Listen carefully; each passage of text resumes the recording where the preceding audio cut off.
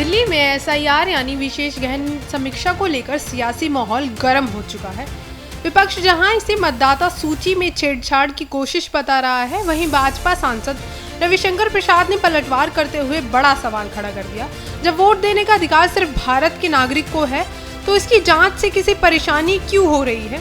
उन्होंने कहा कि अगर चुनाव आयोग ये सुनिश्चित कर रहा है कि मतदाता उसी क्षेत्र का निवासी है और भारत का नागरिक है, तो इसमें आपत्ति क्यों। विपक्ष की बेचैनी आखिर किस बात की है। क्या एसआईआर एक साधारण प्रक्रिया है या इसके पीछे कुछ बड़ा सियासी खेल छिपा है। आइए जानते हैं इस बयान के मायने। सर को लेकर पूरा विरोध हो रहा है, इस पर मुझे कुछ बुनियादी सवाल करना है। भारत के संविधान और चुनाव के कानून के मुताबिक वोट कौन कर सकता है? जो भारत का नागरिक है।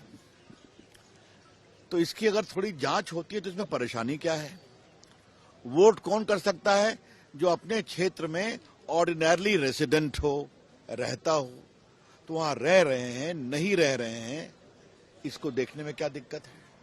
और तीसरी बात, मैं बिहार से आता हूं, वहां का सांसद हूं। बिहार के अररिया, किशनगंज, पूर्णिया में 125% आधार कार्ड बन गया है पॉपुलेशन से अधिक। तो क्या देखने का काम नहीं है क्या? चुनाव आयोग ने कहा है कि बहुत लोग बाहर के हैं। भारत कोई धर्मशाला नहीं है।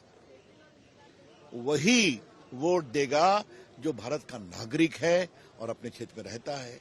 तो ये देखने का काम वो कर रहे हैं। अगर किसी का नाम एक बूथ से 10 बूथ में है, 2 जिलों में है, तो क्या वो देखने का काम नहीं है क्या चुनाव आयोग का? यही तो सवाल है। इसको लेकर विपक्ष परेशान क्यों है, हमें समझ में नहीं आ रहा है।